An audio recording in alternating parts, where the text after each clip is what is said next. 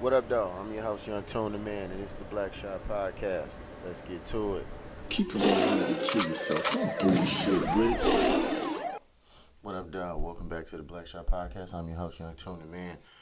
Welcome to season 2. Oh man, it's been a beautiful couple of months. We're in February of 2023 now, and a lot has changed. A lot is going on, you know, around the world, and in our worlds, on a micro scale. So we're gonna get into this episode today. Of course, 3 topics as usual. First one is gonna be potato salad. Why is who made the potato salad? In air quotes. The fight starter at a black family gathering.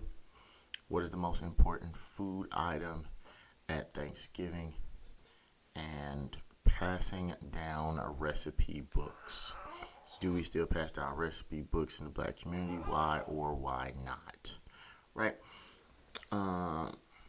So let's get into this thing. The first one's potato salad.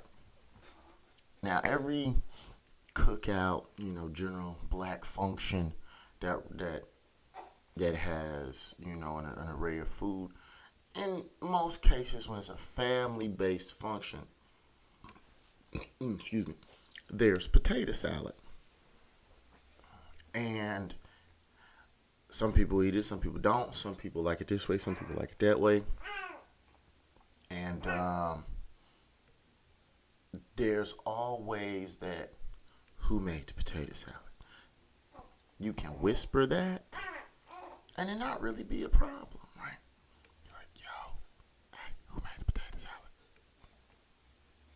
But if you say that out loud, like, hey, who made this potato salad? You better have some kind words right behind that, or a really happy expression on your face when you say that, or it's gonna be a fight. And my question is, what is it about potato salad that makes that a thing? Excuse me. I do a lot, and forgot to silence my phone. But yeah, what is it about potato salad? Why is that the thing that will cause an uproar or a controversy at the black family gatherings? Why? Why is that so important? If you, particularly at like Christmas or Thanksgiving in this case, right? Why is that the thing though? Like, everybody's got, oh, you got the mac and cheese, oh, you got chicken, oh, you got turkey, oh, you got ribs, oh, you got fish, oh, you got burnt ends, oh, you got, rib tips, somebody's got a casserole, you got an array of desserts, your sweet potato pies, your peach cobbler, your apple pie, your cherry pie, your homemade banana pudding from scratch, like mama do, that type of thing, right? But why is it potato salad? What's so special and so sensitive about potato salad that'll have everybody slanging plates, fists, and feet if the potato salad's bad? And what makes bad potato salad? In my opinion, bad potato salad is you didn't boil your potatoes well enough, so they still hard, or you didn't add enough seasoning. For some people, you used mayonnaise versus Miracle Whip, or vice versa. I'm a Miracle Whip guy. My wife's a mayonnaise girl. It's a thing. Or you put eggs, or you didn't put eggs, or you didn't. There's not enough pepper. Like for me, your potatoes need to be soft. There needs to be a good consistency of Miracle Whip, and mustard. You know, um, maybe like a little pinch of pickle relish, right? But of course, the garlic, heavy on the black pepper, and maybe a little bit of egg, not a whole bunch, but just a little bit of hard boiled egg in there diced. And then you got to like top that thing with the paprika. Like it's got to go over the top. You got to put the paprika on the top. I should be able to see it and be like, ooh, that's the paprika in that mug. You know what I'm saying? That's the topper right there, is the paprika. Now I've heard of some people doing some crazy stuff like putting raisins in a potato salad. Time out, party foul. You don't put raisins in most things. Like raisins go in very select things. Oatmeal cookies, oatmeal, maybe a salad. Maybe with carrots on top of basmati rice, but that's like Afghan food. You know, things like that, right? But what, in your opinion, makes bad potato salad, and why do y'all think that's the thing that people fight over? So, we're gonna move right along to the next topic. So the next topic is, what is the most important food at Thanksgiving, and why? So to me, the most important food at Thanksgiving is the macaroni and cheese and the potato salad, because those are two of my favorite sides. For me, you mess up either of those, we got a problem. One's a staple on the hot food, and the other is a staple on the cold food. Mac and cheese is kind of like the centerpiece that brings the plate together.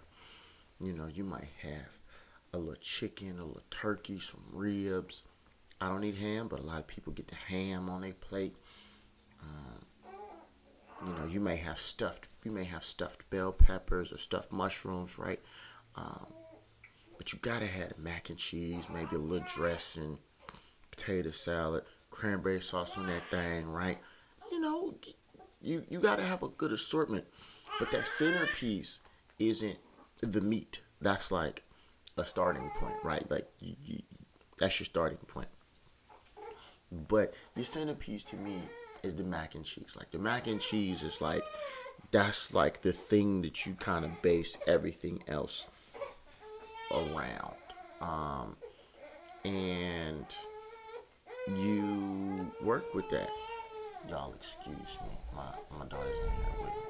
So we back. I had to take care of my little girl. But yeah, so like I was saying, the mac and cheese is sort of the centerpiece on the plate, right? And the potato salad is like its favorite cousin. To me, they're the one and two. They're the two peas in the pod. I'm not gonna fight you because your potato salad is bad. And I'm not necessarily gonna go run and tell everybody and put you on blast that the potato salad is bad. I just won't eat the potato salad. And then if I happen to know that you made the potato salad, in my head, I've made a mental note. You are not the person that I call to make potato salad. And then I move on from there. Like I'm not gonna fight about it if it's bad. I might have left out some ingredients when discussing potato salad, but you get the gist of it. So yeah, that's my one and two for my most important foods at Thanksgiving, because, like I said, those are two things that bring the plate together. It's not Thanksgiving to me, and it's not Thanksgiving meal without those two things. One's the number one hot side, and the other one's the number two cold side, because you'll eat turkey on Thanksgiving. You might eat turkey the day after Thanksgiving, whether you put it on a sandwich or you make sliders or whatnot. But day three, you tired of fucking turkey. You just not tired. You tired of fucking turkey. But the mac and cheese though, if that mac and cheese hitting like it's supposed to, day three, day four, if you froze that joker, day 5 and 6. So And if it's hitting you like, ooh, you might be like, oh man, you up, you're like, oh snap, we got more. Hey, we got any more hot links left? Oh, hey, did they eat all the ribs? Cause Uncle so and so the man on them ribs. Ooh, we got any more? We got any more of that barbecue chicken left? Cousin so and so did they thing with the barbecue chicken. But everybody like, yo, hey, don't eat all the, hey, man, don't be trying to find your house in the mac and cheese, bro. Like, hold on, my dude. Like, well, people be ready to go knuckles up about the mac and cheese on day 2, day 3, day 4, and day 5. By day 3, ain't nobody worried about turkey. Ain't nobody worried about the ham on day 3. They ain't worried about, they may be worried about the ribs on day 3 if there's some left. Maybe the brisket, if y'all did a brisket. Maybe a little turducket. That's when they take a duck and put it inside of a turkey. A turducky, I think that's how you pronounce it. But yeah, but that mac and cheese though, when that mac and cheese hitting, like that shit slap, dog. That part, you own that thing, for the rest of the week. You might take a little bit with you to school or work. You might have to go somewhere and you trying to come home and slide some of that on the plate real fast. Or if you had a nice drive and you ain't finna come back over there, you would take a whole plate of mac and cheese to the crib. You like, yeah, on this plate I got me some steaks. I got me some, some hot dogs, some sausages. I got, hey, let me slide in a couple of these ribs because I know they gonna go fast. You might take a little dressing, a little turkey. But you trying to leave with a plate of mac and cheese though. And it ain't, I'm leaving with a plate so my kids can have something. No, you leaving with a plate for you. Cause your little ones is gonna attack that thing like with fierce ferocity. But yeah. We're gonna move right along, And the last one's a little more. I would say normally the third topic is always a little more lighthearted, but this is kind of a somewhat fun, sort of lighthearted episode anyway. So we're gonna go right into to the last topic for the day, and it's passing down recipe books. Do we still pass down recipe books in the black community? Why or why not? I'm a big advocate for doing things for black people by black people. Or should I say things being done for black people by black people. That does not mean that everything done for black people has to be done exclusively by black people. But I would prefer it in as many ways as possible. If I'm going to buy paper, whether it's paper made by a black person or another group of people, I prefer to buy it from the black person, right? Because we want to recreate that self-sustaining economy, just as every other ethnic group in the United States of America has done, right? The Asian people buy from the Asian people, the Spanish people buy from the Spanish people, the white folks buy from the white folks, so forth and so on. The natives buy from the natives. And I want to get back to that in our community, hence the Blackshot. So recipe books, I believe that we still do in some instances. That's why you'll see movies talking about, I'm making it the way grandma made it, or I'm doing this the way grandpa did it, right? But I want to see, is that being done in the homes today? I'm a big advocate of write it down so you can pass it down. Whether it's your business concepts, your principles and life skills, and recipe books is a big part of that. You got a process for how you make rib tips, and your children or your nieces and nephews always want to hang out with you while you make rib tips, predominantly because they want some, but they take an interest in being able to do what you do, right? So write that joker down, write it down, man. Hey, man, if you get out there and you like, hey, I start my fire like this, with this amount of wood or this amount of coal or this amount of starter, um, and I let it, simmer and kind of die down to this point. But I get this. I look for this kind of meat in this cut or that cut, and this flavor or that flavor, and I use these sort of seasonings and rubs and marinades and whatnot, right?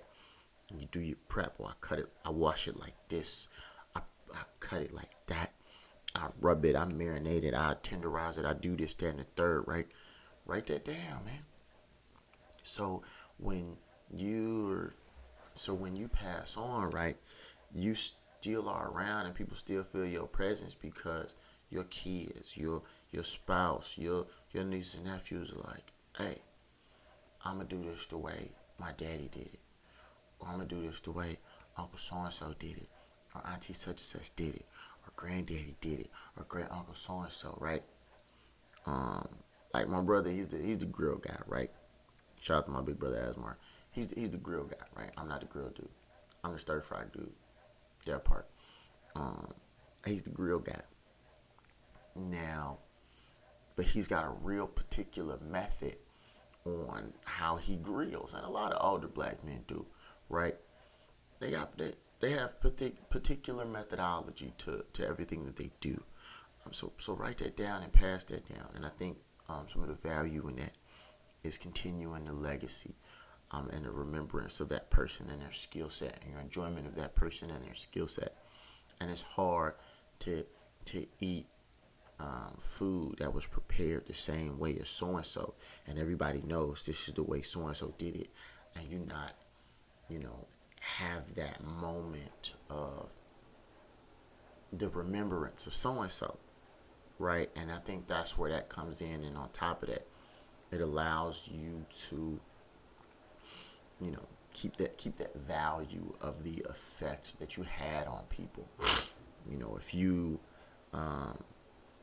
If you always, did this thing, you always tied your tie a certain way, pass that down so that your kids will have that thing, and that's a positive distinction about you and yours, right? So I want to be able to say that, my children are cooking the way that their mother did, or that their grandmother does, or or their great grandmother. Like, hey, I learned this recipe has been in my family, 4, 5, 6, 7 generations. Other groups of people are doing it. Why not us, right? And that's the piece that helps us maintain our history and pass down our history. They're not gonna destroy your history, or they can't destroy your history when you're passing it down constantly, right? So if you out here and you make something a certain way and everybody loves the way that you make it, write it down step by step. Hey, I buy this kind of, and include pictures, right? Include pictures. Record it on film if you got to, right? And pass that down. Teach. Not only are you teaching the generation after you on how to do a thing, you're also passing down a process that they can then pass down to keep the legacy going. And that's where we thrive in history. So you don't have that, man, I wonder what tribe of what country my bloodline originates from, or what tribe my people come from, so forth and so on, right? We can regain a lot of that history that is lost, because a lot of us don't know, we come from country X and city state, ABC and tribe C D E F G, right? So like, I know My mother's lineage goes all the way back to Nigeria, right? The Yoruba tribe, southwestern Nigeria, Benin, and Togo. But I know this because we did the research and we had to connect a lot of dots, right? And trying to do that on my father's side has been a bit more challenging. But, I can trace that back.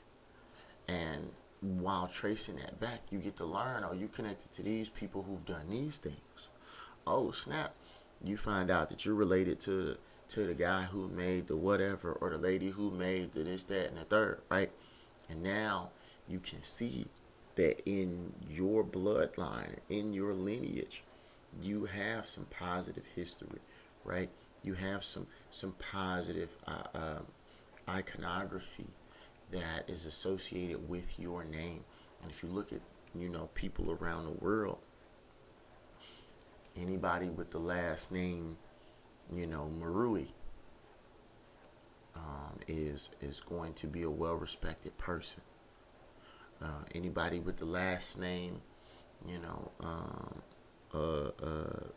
Musk is going to be a well-respected person. Gates, a well-respected person, right? Winfrey, well-respected person. Jordan, James, Hyundai and Hyundai, or Honda and Hyundai, right? Toyota, the names of these people, even if those aren't your last names, but you're associated with the people who started those companies, right? You ever met a person with the last name of Chase, like J.P. Morgan Chase or Goldman Sachs, right? Meeting those people, you associate them with the iconography of that brand, right? I met a dude 6-7 years ago, and his family owns Valero, and he didn't want anything to do with the family business, so he went to the military. But everywhere he went, if he knows his history and he knows, hey man, excuse me, my people's own Valero. And so making that name for your family and your lineage, and passing down that history is important for the rebuilding of the black community and the establishment of valid black history. And with it being Black History Month, I think this was an appropriate time to do this, and this is a well-needed conversation. How do we regain and reestablish that history that was lost? A lot of that stuff, you really got to go back and you got to ask the people, right? You got to look at the census report and find out who was married to who had kids by who, and learn about those people in different forums, and talk to your elders to see, what they remember about this person and that person, and you'll find out some pretty scary stuff, and you'll find out some pretty cool stuff, right? It'll be a trip. You find out you was kin to, Jeffrey Dahmer, or you was kin to John Wayne Gacy, or you was kin to Bundy, or Manson.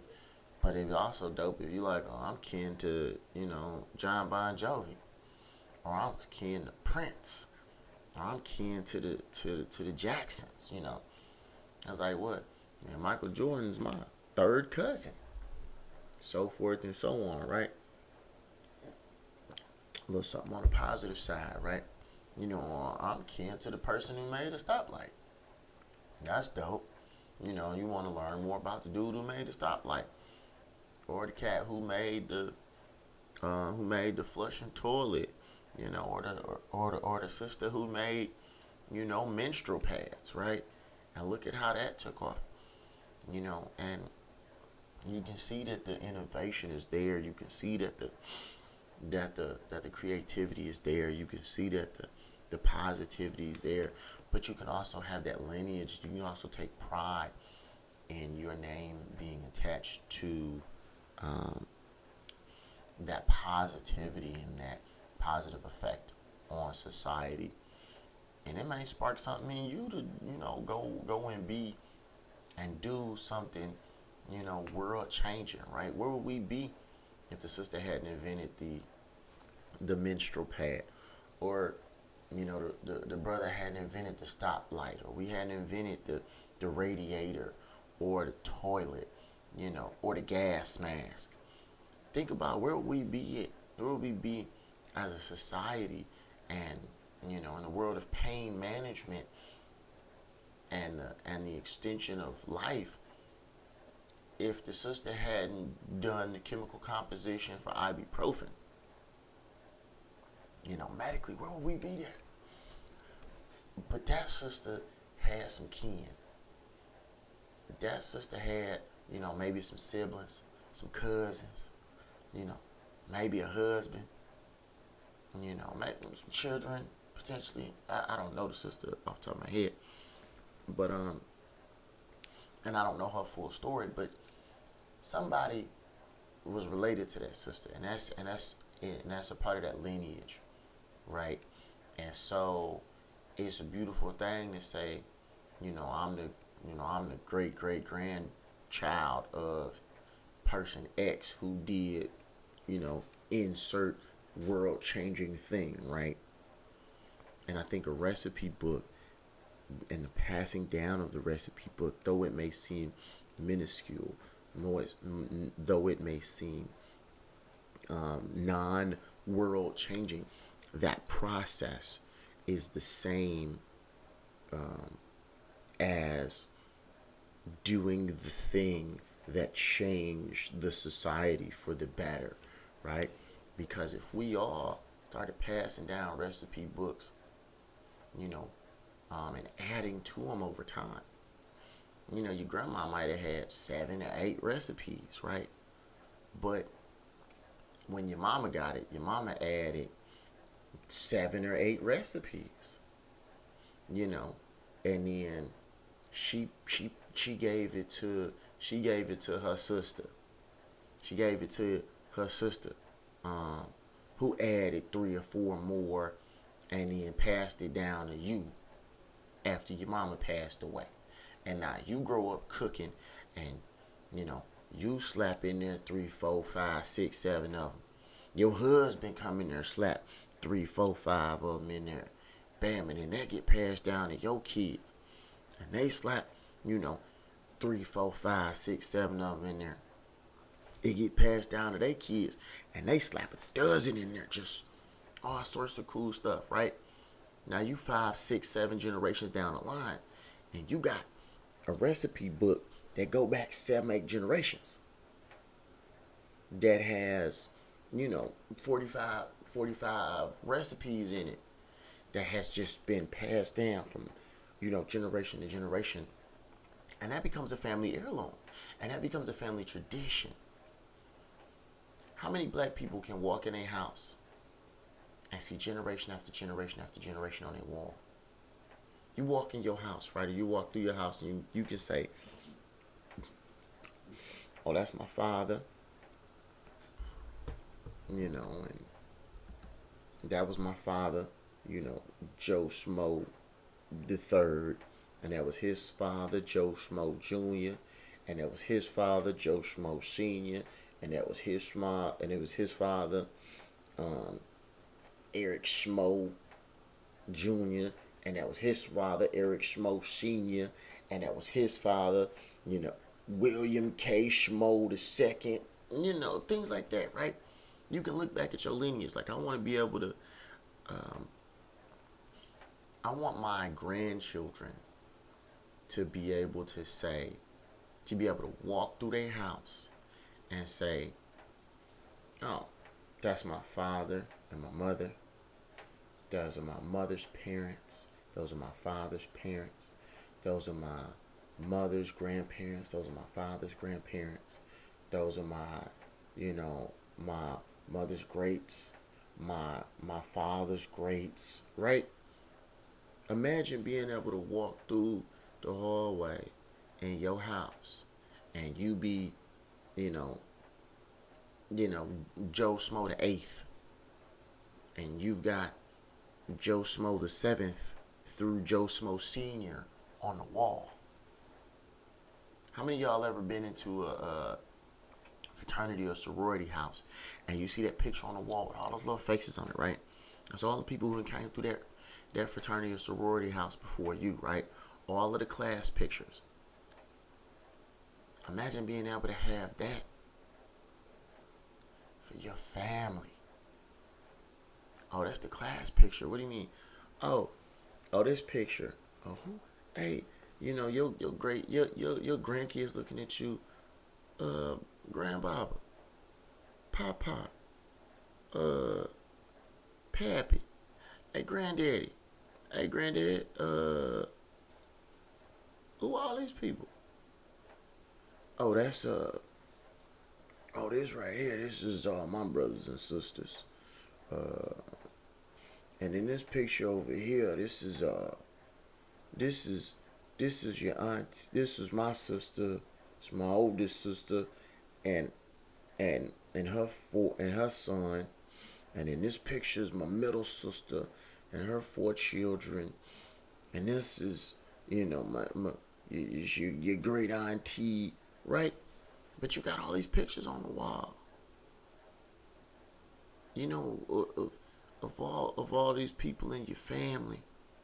And you can trace back your heritage. You can trace back your lineage. And we can do the same thing with a recipe book.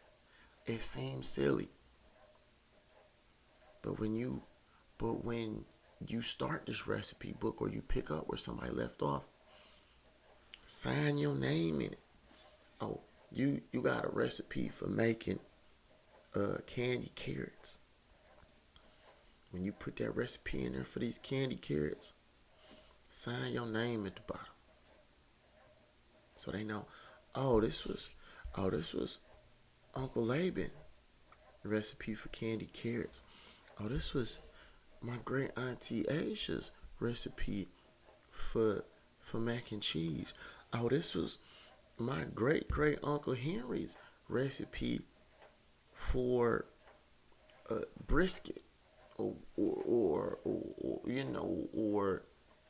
scrambled eggs, whatever it is. Pass that down, and you're passing down your legacy and your lineage and your heritage with it. All right, but get off the soapbox. So, that concludes today's episode. Like I said, season 2, Blackshot podcast. Yeah, man. What up, dog? This is your host, Young Tony, man. It's the Blackshot podcast. What up, dog? I'm at your neck, son.